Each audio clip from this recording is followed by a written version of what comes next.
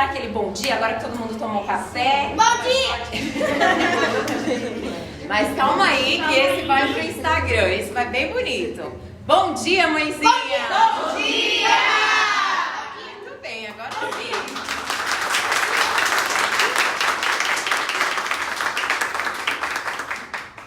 Eu aceitei esse convite com muito carinho, porque estar do lado do papel e do lado da justiça é um pouco mais frio e é pouco para mim. Eu acho que é muito importante quando a gente levanta da cadeira e começa a entender a história e qual é a real dor, para você traduzir o direito e conseguir interpretar qual é a necessidade real.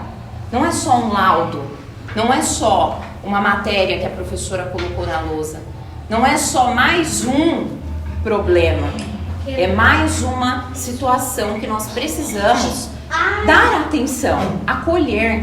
E o acolhimento não é só uma reunião, é você corresponder às necessidades que estão sendo apresentadas.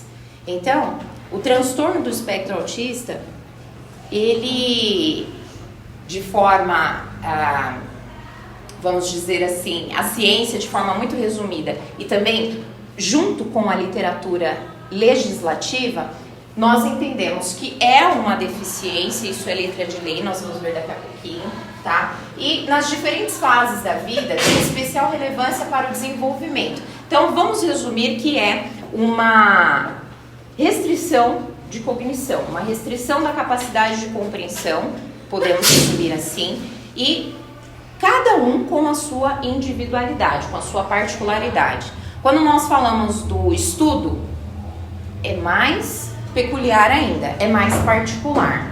Cada um tem uma forma de compreender.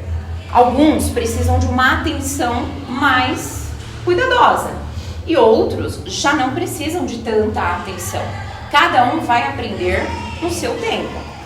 Mas para que a escola, para que a educação entenda efetivamente como ela vai lidar, qual é o plano de ensino que ela precisa trazer para aquele aluno, o médico precisa colocar no laudo quais são as limitações. O professor, ele não tem a capacidade clínica, científica, para dizer qual é a forma que aquele aluno compreende o conteúdo. Ele precisa de um laudo bem feito, porque o médico tem a capacidade científica para dizer, olha, as restrições são A, B e C. E aí a escola entra dizendo, olha, eu, como educador, que tenho conhecimento na educação inclusiva, e é por isso que se fala do acompanhante especializado, eu preciso trabalhar com este aluno da forma A, B e C, que ele compreende. É isso que se trata a educação inclusiva. É quando você tem um laudo bem feito, quando você tem uma matéria... A porta? Quando você entende que as limitações A, B e C, você consegue criar um conteúdo dentro daquelas limitações, sim, o aluno vai aprender. Ele tem capacidade de aprender dentro das suas limitações. Ele vai aprender com mais anos de atenção, com menos anos de atenção, para conseguir se expressar. Mas ele precisa crescer, ele precisa saber o que é perigoso, o que é bom, o que é mal, o que é arriscado, o que não é, o que é seguro, o que não é. Ainda aqueles que não têm, aqueles que são não verbais, existem outras linguagens, existem outras formas de se comunicar.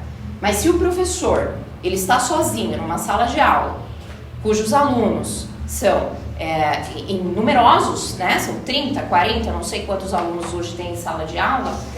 Até 30 alunos em sala de aula. E ele, além do conteúdo que ele precisa passar para aquela turma, ele precisa desenvolver um material que talvez ele não tenha o conhecimento específico para tal, e ele não consegue desdobrar a atenção necessária para aquele aluno, ele não está incluído na educação. E o que diz a lei? Quais são os direitos da pessoa com transtorno do espectro autista? Tudo que eu trouxe para vocês, gente, tudo que eu vou falar aqui hoje tem base legal. Não é o que eu acho, não é o que eu suponho, e não é o que eu quero, o meu mundo perfeito é esse. É o que a lei diz. E a lei fala isso desde quando? 2012. Transtorno do espectro autista. Ele tem direito ao acesso à educação, ao ensino profissionalizante, à moradia. Estadual? Federal, essa é federal.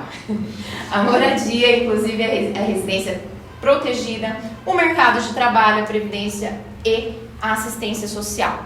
Mas ele só vai chegar aqui no trabalho, na previdência e família, quando ele tiver o quê? Acesso à educação. Acesso à educação. Não é porque ele tem restrição, seja ela qual for, que ele não vai poder ter acesso a tudo isso. O problema é muito maior do que nós pensávamos. Então, na verdade, todo mundo precisa de acolhimento. O aluno, os pais, o professor, o estagiário, o município inteiro está precisando ser acolhido. Né? Se um estagiário, um professor surtaram, é porque estão sobrecarregados. Nada justifica uma maldade, um crime, o que seja, fora dos padrões normativos e sociais adequados. Nada justifica. Mas se aconteceu, a gente não tem que tratar ali só aquele problema de forma exclusiva e dizer que ele é o único. Nós temos que entender a causa do problema, o que está por trás disso, de onde está, qual é a raiz deste problema. Voltando aqui na questão do laudo, infelizmente, tem que ter um apontamento não só da CID, mas para ter um acompanhante. E aqui você pode chamar de professor, você pode chamar de estagiário, você pode dar o nome que você quiser, desde que especializado. Especializado em quê? Em educação inclusiva, em pessoa com deficiência, mas nós não sabemos, não é só a pedagogia, tem que ter mais. Tem que ser especialista, ele tá me ajudando. E precisa saber o que ele está fazendo. Não é só trocar fralda, não é só auxiliar na alimentação, na água, no suco, é na parte pedagógica. Nós vamos falar daqui a pouquinho também sobre a sala de recursos, tá? Mas os aspectos essenciais de evolução, que muitas das vezes, pelo que vocês me falaram aqui agora, é dito para vocês que tem, porque ele precisa socializar, não é? Porque tem a sala de recursos, sim, até aí, perfeito, tem mesmo. Por quê? Ele precisa entender o que é autocontrole, a expressividade emocional, o momento de falar, o momento de ouvir. E isso pode ser desenvolvido na sala de recursos, isso pode ser desenvolvido por um estagiário, mas reconhecer, nomear as emoções em si, nos outros, falar por quê? Ele precisa se expressar. As nossas mães não vão estar aqui para sempre. E se nós não cuidarmos dessas crianças hoje, como elas vão se virar quando se tornarem adultos? Como é que vai ser a família? Como é que vai ser o trabalho? Vão depender de benefícios para sempre? Como é que vai estar? Se hoje a Previdência Social está desse jeito, quando essas crianças crescerem? Como serão pagos esses benefícios? Vão ser dependentes? Se eles têm capacidade de desenvolver a empatia, prestar atenção, ouvir, demonstrar respeito, mostrar compreensão? Então, dentro dos 7 aspectos essenciais, nós temos também a civilidade. Aguardar a sua vez, seguir regras e instruções, fazer e responder perguntas, chamar o outro pelo nome, saber cumprimentar as pessoas, palavrinhas mágicas, por favor, obrigada. Mas os não verbais também. Existem outras linguagens. Não é só a verbal, eles precisam aprender dentro das suas limitações. Mas se o professor, se o acompanhante, se o estagiário não for especializado, ele não vai conseguir, ele vai surtar. E é claro que ele precisa de acolhimento, mas o problema inicial não é ele, é o aluno. É o aluno que precisa ser acolhido. Não está havendo acolhimento. Acolhimento não é reunião, é isso que precisa ficar claro. Dizer o que está acontecendo, contar e dizer, olha, eu estou aqui, viu, para o que você precisar, nos procure. Isso não é acolhimento. Isso não é acolhimento. Isso é comunicação. Assertividade, concordar, discordar, fazer e recusar pedidos, lidar com críticas e gozações e o bullying. E as outras crianças que estão ali na educação junto com a criança autista, elas sabem a diferença do coleguinha? Elas sabem o momento em que ele está em crise, que aquilo não é uma violência, não é para ter medo, é para acolher também. Os coleguinhas sabem disso? Se os professores não sabem? E o professor que está aqui de costas para a lousa, ele está vendo o momento de surto?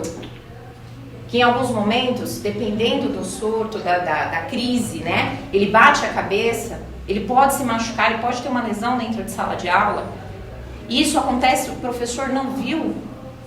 Por que ele não viu? Porque ele não tem um apoio também dentro de sala de aula. Ele pode ser responsabilizado? Quem é que está responsável por ele em primeiro lugar? Quem colocou ele na sala? Quem colocou aquele aluno sem a inclusão devida? Fazer amizades, responder algumas perguntas pessoais, fornecer informações. Ele mesmo, por que ele não pode comunicar com os coleguinhas dele? Qual é a dificuldade dele? Quando ele aprender a se comunicar, ele vai falar da forma dele. Cumprimentar, apresentar-se, aceitar elogios, oferecer ajuda, cooperar, usar linguagem adequada. Tudo isso, habilidades sociais e acadêmicas, conseguir seguir regras ou instruções orais, observar, aguardar a sua vez. Para qualquer atividade, solicitar e agradecer ajuda. E o 7º ponto, solução de problemas interpessoais. Pensar antes de agir, reconhecer e nomear os problemas, identificar e avaliar possíveis soluções, escolher alternativas, avaliar as decisões. Será que a pessoa com transtorno do espectro autista vai conseguir fazer isso? Ele pode chegar a alcançar algum desses níveis? Pode, com toda certeza. E onde o que está faltando para ele chegar a esse ponto? Os profissionais, as intervenções e as terapias necessárias que ele precisa para evoluir, mesmo dentro desse nível de suporte que ele se encontra. Exatamente. Mas o primeiro passo está aí dentro de vocês. Se vocês não acreditarem, foram poucas aqui que responderam que pode. Se vocês não acreditarem que o filho de vocês pode, ninguém vai acreditar. Essa luta é em vão e nós vamos perder. Vocês precisam acreditar. Daí a importância de conscientizar a nossa população. Então, como eu faço, por onde eu vou, primeiro entenda, acredite, e aí nós vamos seguir os caminhos necessários para isso. O relatório médico, então, ele tem que conter a proposta terapêutica, legível e detalhada, com os tipos de limitações. Não adianta o laudo ter só CID. Isso os juízes não estão determinando, então nem por ação judicial. Perceba a diferença, e a gente vai seguir aqui no relatório médico. O relatório, ele tem que ter todo o caso clínico do paciente, ele é um relatório.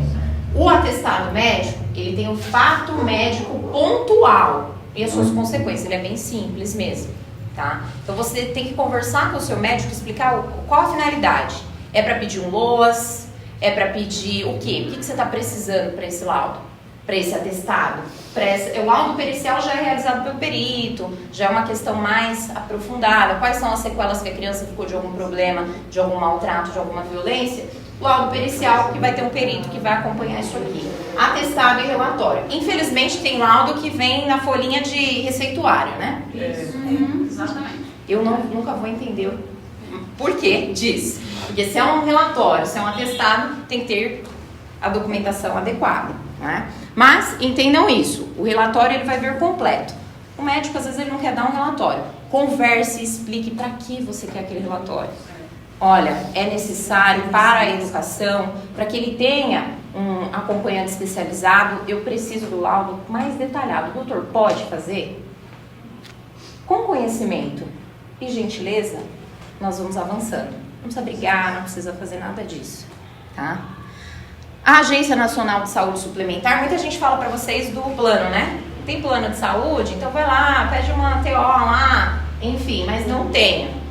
Isso aqui pode ser aplicado, infelizmente, com processos administrativos ou judiciais, também no SUS, tá? Então ele veio atualizando e colocando que a cobertura é obrigatória de sessões com psicólogos, terapeutas, ocupacionais, fonoaudiólogos para o tratamento e manejo dos benefícios dos portadores, que aí na época, isso está na lei ainda, tá gente? Portador. A gente sabe que mudou, mas nessa atualização não foi mudado. De transtorno do espectro autista e outros transtornos globais. Em número ilimitado de sessões. Então quem tiver plano e o plano de repente falar para vocês, olha, é só até 10, tá? Não, agora é ilimitado. Agora, diretamente aqui, saúde e educação.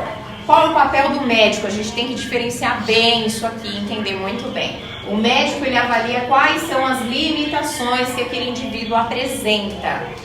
E os professores, com a equipe escolar, os ajustes da rotina escolar. Rotina escolar não é meia hora de sala de recursos. Isso se o aluno conseguir ficar naquela sala, porque às vezes são 5, 10 minutos que vocês são chamadas, né? Pois é. Utilizando o documento elaborado pelo médico. Então, por isso que precisa ter o laudo detalhado. Porque senão não consegue orientar o professor como que ele deve conduzir, tá? A rotina escolar e adequar o plano de ensino, o plano de estudo ali. Agora, a Lei de Diretrizes e Bases Nacional, ela diz o quê? O atendimento... Exatamente. O atendimento educacional especializado, ele deve ser gratuito aos educandos, aí ele traz as deficiências, transtornos globais de desenvolvimento, altas habilidades ou superdotação, transversal a todos os níveis, todos, tá? Etapas e modalidades, preferencialmente na rede regular de ensino. A sala de recursos é uma rede regular de ensino? E o atendimento? Está na mesma lei, tá, gente? A mesma lei. Programas suplementares. Olha, o atendimento ao educando em todas as etapas da educação básica, por meio de programa suplementar de material didático escolar, transporte, alimentação e assistência à saúde. Programa suplementar, o que é suplementar? São programas adicionais e não alternativos. Então, a sala de recursos, ela é adicional, ela é suplementar, ela complementa o que tem na sala de aula. Então, é a mais. Não é só isso. Isso não é inclusão efetiva. A distorção que está escrito na lei, vocês podem jogar lá. Ela já antecipou para nós qual seria a lei aqui. Tá lá, dá um Google que vocês vão pegar. Lei de Diretrizes e Bases da Educação Nacional. A municipal tem que dizer como vai acontecer e não mudar o que está escrito aqui. Isso é papel da educação, creche ou escola, e não do médico. Aqui é importante dividir para somar. O papel da educação não é reavaliar o laudo, gente. Não é reavaliar o laudo. Então, caminhando aqui para o final, atendimento educacional especializado. Isso aqui, difícil, né? Difícil entender. O atendimento educacional será feito em classes, escolas ou serviços especializados, sempre que, em função das condições específicas dos alunos, não for possível a sua integração nas classes comuns de ensino regular. Então, se ele não está... É um complemento, de novo. Entenda? Ficou complementar ao ensino regular. Os sistemas de ensino assegurarão professores com especialização adequada. Cadê? Cadê o documento? Cadê a prova da especialização? Não tem? Tem treinamento? Vai ter o professor com a especialização adequada, bem como professores do ensino regular capacitados. Preciso de mais horas, preciso de maior frequência dessa capacitação, preciso de um profissional que saiba o que ele está falando ali na frente, porque não adianta você colocar um coaching para falar sobre autismo, sendo que ele não tem a capacitação para treinar sobre isso. Então você precisa também, quem é que está capacitando? O professor que tem a capacidade técnica para isso? Perfeito, porque é o mais adequado, não é? Na sala de recursos, então, não exclui o dever de ter a auxiliar de sala. Garantir atendimento educacional especializado em salas de recursos multifuncionais nas classes, escolas ou serviços especializados, ele repete, público ou conveniado, nas formas complementar e suplementar a todos os alunos com deficiência, e aí ele vem esclarecendo aqui, conforme a necessidade indicada, né, identificada, por meio de avaliação, ouvidos a família e o aluno. Aqui que eles se confundem, né, porque eles entendem que são eles que vão fazer essa avaliação. Eles vão avaliar o plano adequado ao laudo, mas não avaliar o laudo, porque o médico já fez isso. Tá? Sala de recursos, de novo, garantir a educação em tempo integral para as pessoas com deficiência, transtornos, e altas habilidades, na faixa etária de 4 a 17 anos, assegurado atendimento educacional especializado complementar e suplementar, ofertado em salas de recursos multifuncionais da própria escola ou em instituições especializadas. De novo, ele repete por quê? Porque é para complementar, não é para separar as coisas. A escola não avalia o laudo, isso nós já falamos.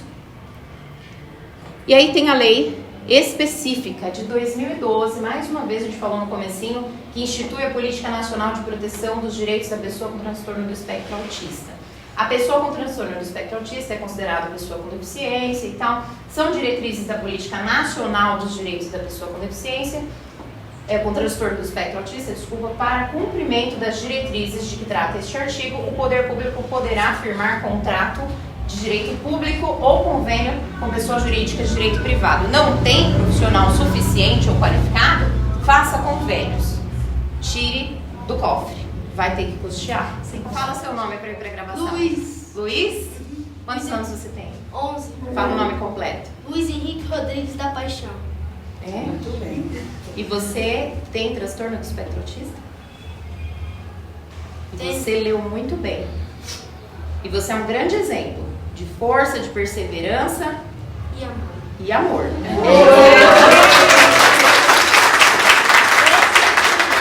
E é um grande exemplo que a senhora falou em determinado momento, que ouviu da educação que não tinha jeito, né? Não tem jeito, é assim mesmo, alguma coisa nesse sentido a senhora ouviu. Mas a gente viu que tem. Não importa o nível, não importa o grau, mas eles precisam aprender a se comunicar dentro dos limites deles. Até porque, lá em Provérbios, diz que primeiro nós temos que buscar a sabedoria, isso é bíblico. O conhecimento e a sabedoria escritas por Salomão em Provérbios. Então é mais do que lei, é mais do que direito, é um princípio, é a palavra do Senhor. Então é nela que nós devemos buscar alimento, força e propagar isso. Quero que vocês contem comigo, que sintam-se abraçadas, o que eu puder ajudar e o que eu puder também aprender com vocês, eu estou inteiramente à disposição. Muito obrigada.